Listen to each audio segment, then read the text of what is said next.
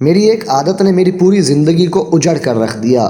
میرا گھر ٹوٹ گیا، رشتے بکھر گئے اور میں خود ایک ایسے اندھیرے میں گم ہو گئی جہاں سے نکلنے کا کوئی راستہ نظر نہیں آتا۔ آج جب میں اس خالی کمرے میں بیٹھی اپنی کہانی سوچتی ہوں تو دل بیٹھ جاتا ہے، آنسو بے اختیار بہنے لگتے ہیں اور لگتا ہے کہ کاش میں نے کبھی اس راستے پر قدم نہ رکھا ہوتا، مگر اب پچھتاوے کے سوا کچھ نہیں بچا۔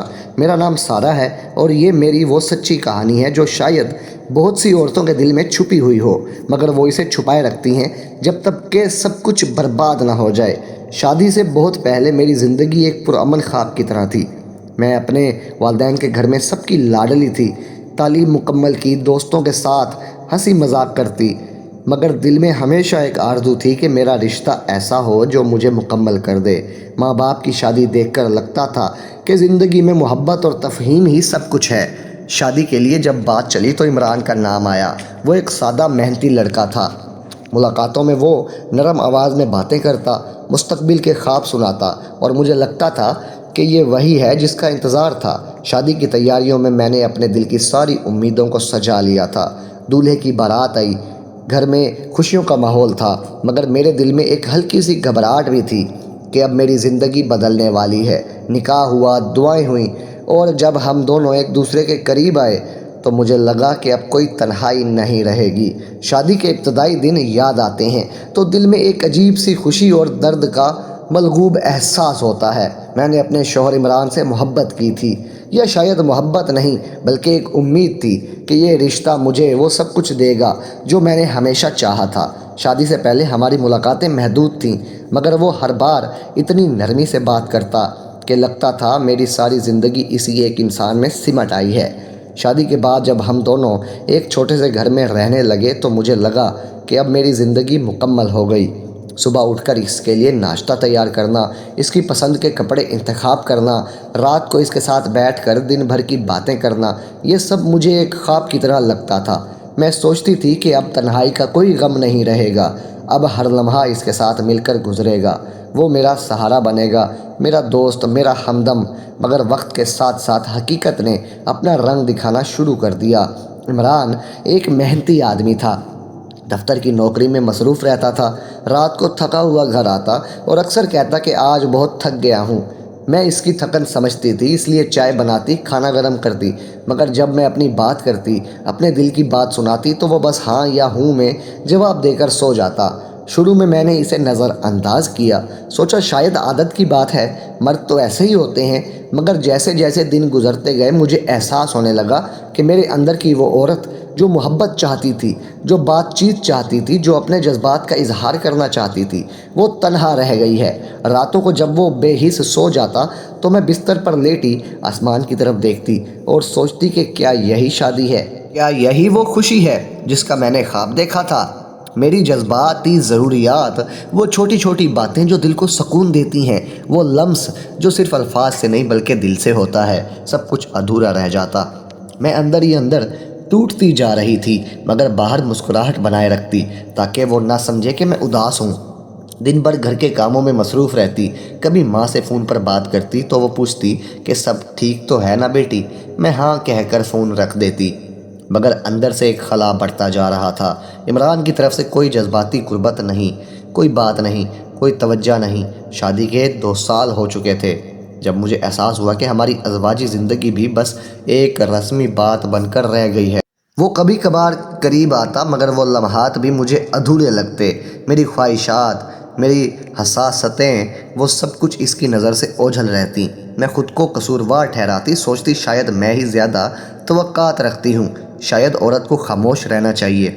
مگر تنہائی نے مجھے کھا لیا، راتیں جاگ کر گزارنے لگی، دل میں ایک بے چینی جو بڑھتی ہی جا رہی تھی۔ میں کتابیں پڑھتی، تلویزیون دیکھتی، مگر کوئی بھی سکون نہ ملتا۔ شادی کے 3 سال میں نے کوشش کی کہ رشتے کو بچاؤں۔ میں نے اس کی پسند کے پکوان بنائے، گھر کو خوبصورت بنایا، کبھی کبھار چھوٹے چھوٹے تحائف بھی دیے۔ ایک بار تو میں نے سوچا کہ ہم دونوں کو کوئی چھوٹی سی سیر پر چلیں، مگر وہ دفتر کی مصروفیات کا بہانہ بنا کر ٹال گیا۔ عید کے دنوں میں جب گھر میں مہمان آتے تو میں خوش دکھنے کی پوری کوشش کرتی، مگر رات کو جب سب چلے جاتے تو وہی خلا مجھے گھیر لیتا۔ میں اپنے آپ سے پوچھتی کہ کیا میں نے کچھ غلط کیا ہے؟ کیا میری باتوں میں کوئی کمی ہے؟ ماں باپ سے ملنے جاتی تو وہ خوش دکھائی دیتے، مگر میں ان کی آنکھوں میں اپنا درد چھپا کر رکھتی۔ پڑوسیوں سے ملتی تو وہ اپنی خوشگوار زندگی کی باتیں کرتی اور میں چپ چاپ سنتی رہتی۔ دل میں ایک جلن سی ہوتی، مگر زبان سے کچھ نہ نکلتا۔ آہستہ آہستہ حالات نے مجھے ایسے راستے کی طرف دھکیلنا شروع کر دیا جس کا میں نے کبھی سوچا بھی نہ تھا۔ تنہائی کا دباؤ، کمزوری کا احساس اور وہ خلا جو عمران نے چھوڑا تھا، سب نے مل کر مجھے اندر سے توڑ دیا۔ میں نے سوچا کہ شاید یہ عارضی ہے، شاید وقت کے ساتھ ٹھیک ہو جائے گا، مگر وقت نے صرف زخموں کو گہرا کیا۔ میری ذہنی حالت خراب ہونے لگی، چھوٹی چھوٹی باتوں پر غصہ آ جاتا، کبھی رو پڑتی، کبھی گھنٹوں کمرے میں بند رہتی۔ عمران کو کبھی کبھار شک ہوتا، مگر وہ پوچھتا بھی تو بس اتنا کہ کیا بات ہے، اور جب میں کچھ کہنے لگتی تو موضوع بدل دیتا۔ اس کی یہ بے حسی نے مجھے مزید تنہا کر دیا۔ میں اپنے آپ سے لڑنے لگی، خود کو سمجھانے لگی کہ یہ صرف میرا وہم ہے، مگر دل جانتا تھا کہ حقیقت کچھ اور ہے۔ میں نے کئی بار کوشش کی کہ عمران سے کھل کر بات کروں۔ ایک رات جب وہ تھوڑا فارغ لگ رہا تھا تو میں نے اپنے دل کی بات کہنی شروع کی، مگر وہ آدھے میں ہی اٹھ کر کہنے لگا کہ کل دفتر میں بڑا کام ہے۔ اس کے بعد میں نے سوچا کہ شاید تحریری طور پر لکھ کر بتا دوں، مگر پھر ڈر لگا کہ کہیں وہ ناراض نہ ہو جائے۔ میرے اندر کی وہ عورت جو رومان کی پیاس رکھتی تھی، وہ اب بالکل سوکھ چکی تھی۔ راتیں بے خواب گزرنے لگیں، کبھی کبھار دل کی دھڑکن تیز ہو جاتی، سانس پھول جاتی۔ میں نے ڈاکٹر کے پاس بھی جانے کا سوچا، مگر وجہ بتاتے تو شرم آتی۔ گھر کے کاموں میں بھی دل نہ لگتا، کبھی کبھار کھانا جل جاتا یا بھول جاتی۔ عمران کو یہ سب نظر نہیں آتا تھا، یا شاید وہ نظر انداز کر دیتا تھا۔ پھر ایک دن جب تنہائی نے مجھے بالکل گھیر لیا، میں نے ایک راستہ نکال لیا جو مجھے لگا کہ میری اس بے چینی کو کم کر دے گا۔ یہ کوئی بڑا فیصلہ نہیں تھا، بس ایک خفیہ لمحہ تھا جو آہستہ آہستہ عادت بن گیا۔ میں اسے سب سے چھپائے رکھتی، کبھی دن میں جب عمران دفتر ہوتا، کبھی رات کو جب وہ سو جاتا۔ یہ عادت مجھے عارضی سکون دیتی تھی، مگر بعد میں مجھے خود سے نفرت ہوتی۔ میں یہ سوچتی کہ یہ کیا کر رہی ہوں، مگر اگلے لمحے وہی بے چینی مجھے پھر اس طرف کھینچ لاتی۔ زندگی الجھتی جا رہی تھی، ذہنی سکون ختم ہوتا جا رہا تھا۔ باہر سے میں ایک خوش گھریلو عورت لگتی، گھر سنبھالتی، مہمانوں کا خیال رکھتی، مگر اندر سے ایک طوفان تھا جو مجھے کھا رہا تھا۔ میں نے اس عادت کو اپنا راز بنا لیا، اسے کسی سے بھی نہ کہا، نہ ماں سے، نہ دوست سے۔ یہ میرا ذاتی دکھ تھا جو میں اکیلے اٹھائے جا رہی تھی۔ خیر، وقت گزرتا گیا اور یہ راز میرے وجود کا حصہ بنتا گیا۔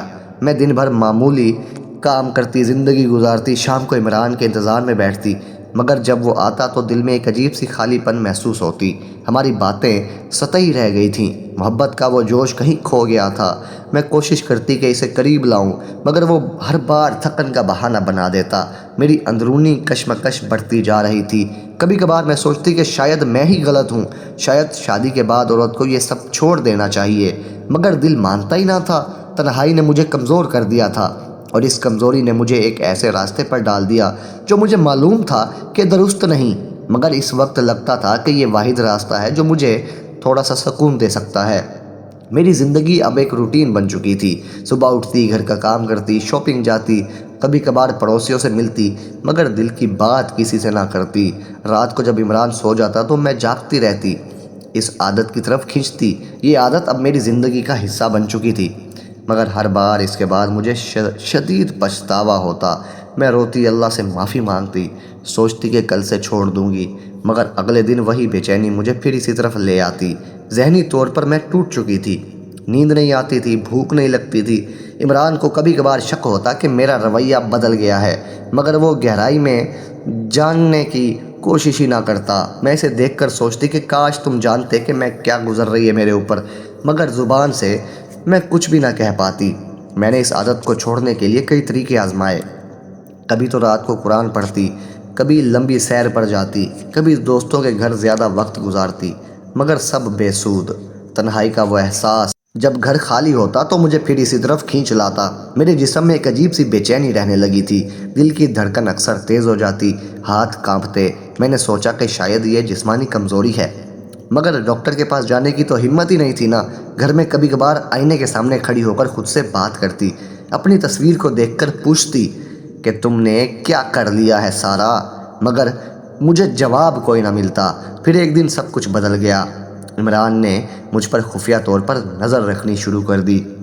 شاید اسے شک تھا یا شاید کوئی بات اس کے کانوں تک پہنچ گئی تھی۔ وہ دفتر سے جلدی گھر آنے لگا۔ کبھی کبھار بغیر بتائے آ جاتا، میں اسے محسوس نہ کر سکتی۔ ایک رات جب میں اپنے اس خفیہ لمحے میں مصروف تھی، وہ دروازے کے باہر کھڑا سب کچھ دیکھ رہا تھا۔ جب میں باہر نکلی تو اس کا چہرہ دیکھ کر میرا دل دھک سے رہ گیا۔ اس کی آنکھوں میں غصہ، نفرت اور درد کا ملغوبہ تھا۔ وہ کچھ بولا تو نہیں، بس مجھے گھور کر دیکھتا رہا۔ میں نے پوچھا کیا بات ہے، مگر وہ خاموش رہا۔ اگلے چند دن وہ مجھ سے بات نہ کرتا۔ گھر میں ایک عجیب سی خاموشی چھا گئی۔ میں سمجھ گئی کہ میرا راز کھل گیا ہے۔ اس نے مجھ پر نظر رکھنے کے لیے خفیہ طریقے اختیار کیے ہوئے تھے۔ شاید کوئی چھوٹی سی چیز گھر میں رکھی ہوئی تھی جو اسے سب بتا رہی تھی۔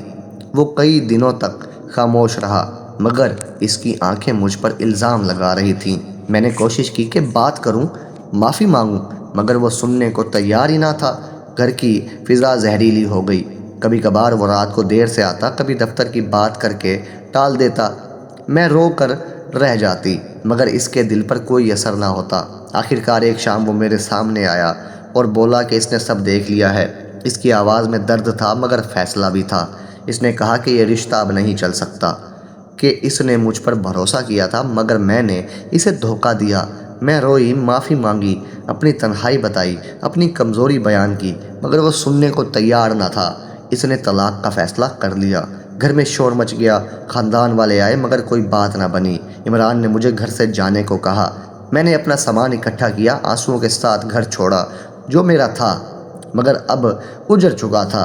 طلاق کے بعد کے دن سب سے مشکل ہوتے ہیں۔ والدین کے گھر واپس آئی تو سب پوچھتے، مگر میں کچھ بھی نہ بتا سکتی۔ ماں باپ کی آنکھوں میں شرم اور افسوس تھا۔ بہنیں اور بھائی الگ الگ رائے دیتے، کوئی کہتا تم نے کچھ غلط کیا ہوگا، کوئی کہتا عمران ہی غلط تھا، مگر میں جانتی تھی کہ اصل ذمہ دار میں خود ہوں۔ نئی جگہ میں ایک چھوٹا سا کمرہ لے کر رہنے لگی، نوکری کی تلاش شروع کی۔ دن بھر کام کرتی، رات کو اکیلے بیٹھ کر روتی، ہر چیز عمران کی یاد دلاتی، گھر کا کونا، اس کی قمیض، وہ چائے کا کپ۔ اب جب میں اکیلے بیٹھتی ہوں تو سب کچھ یاد آتا ہے۔ میری تنہائی نے مجھے کمزور کیا، میری خواہشات نے مجھے غلط راستے پر ڈالا۔ میں اپنے ہاتھوں کا استعمال کرتی تھی تاکہ وہ خلا بھر سکے جو عمران نے چھوڑا تھا، اور میں نے کچھ ایسی چیزیں بھی چھپا کر رکھی ہوئی تھیں جو میں نے انٹرنیٹ سے منگوائی ہوئی تھیں۔